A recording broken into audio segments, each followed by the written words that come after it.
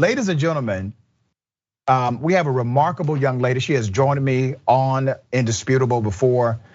Kenya Evelyn, editor for Insider's Voice of Color, a platform amplifying underrepresented perspectives in the news. Thank you so much for joining me. Thanks for having me. You know, I want us to really talk about the importance of diversity in media. There was a time, obviously, in the United States of America, if a white man wasn't saying it, it didn't happen because that's where you got all of your news from, 100%, no exception. And then there started to be some diversity, but even that diversity still had a lot of control elements connected to it, from sponsorships and some other norms that were just celebrated in America at that time. Now you're having a lot of independence in media. This program is one of them. TYT is a network of independent thinking individuals. Why is it important to have this kind of diversity in our storytelling? Well, because essentially the communities that are most vulnerable to the narrative of our storytelling are those that look like you and I. Those that are communities that have been centered in the part of our discourse in the last year especially. And so naturally, with the media being one of the most powerful institutions, and if not the more powerful civilian institution in our country, we recognize that there is a special need to hold this institution accountable to the communities that are vulnerable to those narratives, vulnerable to the perceptions and the facts that we convey to audiences every night, potentially one that has the ability to shape the conversations and shape policies, shape legislation, shape our conversations that are happening in our communities across the country, and especially as that relates to the ways that communities of color and more marginalized communities or people of color are targeted from that news and from that institution. So the same way that we saw people raising up and shouting out and making their voices heard in the streets last year,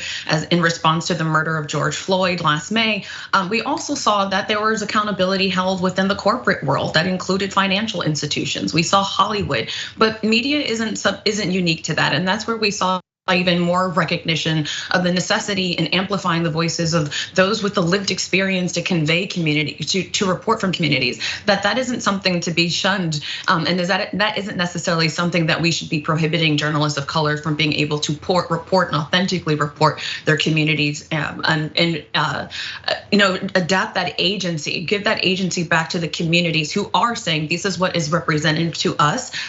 This is what is happening to us. This is how the policies that people are perpetuating online or perpetuating in our news impact us, and we want to say so in how that is represented, including in how it's communicated within our media institutions. Very well said. The great catalyst and great protector of true democracy is a strong free press. Not just a free press, not an optical illusion of a free press, but an actual strong free press. Talk about how those dynamics have to work hand in glove in order for you to have a true democracy. I mean, essentially what we're recognizing is that media has the opportunity and has a commitment and an obligation to hold institutions that are impacting not just policy, but people. And that sometimes we oftentimes pay more attention to the politics and the policy around policies and ignore the impact that has on people. And so as we saw these conversations happening, as we saw both politicians, as we saw institutions, as we saw the corporate world being held accountable to that commitment, to that obligation that we have to hold ourselves and hold institutions, or hold truth to power, as cliche as that phrase may become over time. And as we see, it can be co-opted by even platforms that have ulterior motives or have agendas. We see that obligation was reinforced as communities amplified their voices in the streets, and it amplified that within the corporate world and within newsrooms, asking who within your masthead is representative of the communities that you are now reporting on. How you report on, how you engage with, how you represent, and how you reflect those communities representative of the people within them. And so we're not immune to that accountability, and so that's what we're seeing happening all across the country and even today.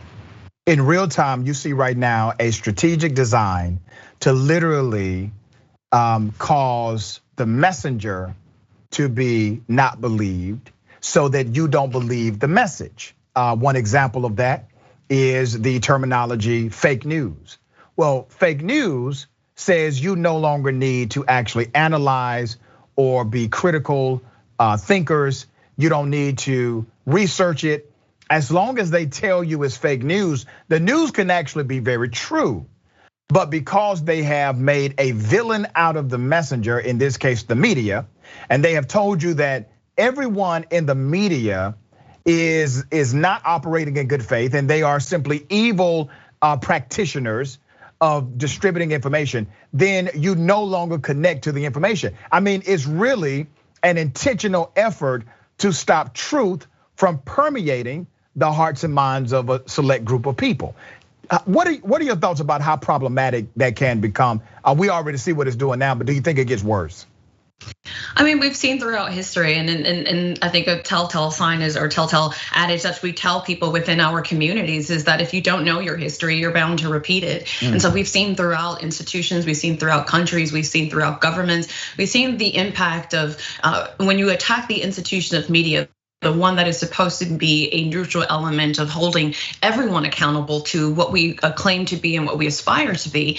When you attack that element, you bring up the opportunity for doubt. You say you're putting up the position, which is a common tactic and propaganda tool for demagogues and dictators, is that you cannot believe the information that is being reported to you. Therefore, I am the sole individual, I am the sole proprietor of institution information, and the sense of safety and justice and liberty that you should feel safe and comfortable in following and trusting. And so when you do that, when you create that doubt in the institution that is supposed to hold these governments and politicians and leaders accountable, that creates the opportunity for you to warp whatever reality you create. And that's how you are able to, warp the mentality, warp the reality of folks who still believe that our government will be overthrown or our government will be reset somehow in September after the failed insurrection that we saw on January 6th of this year. That has impact. What we're seeing is that when we're not holding media outlets accountable for the news that they're reporting, the lies that they're perpetuating,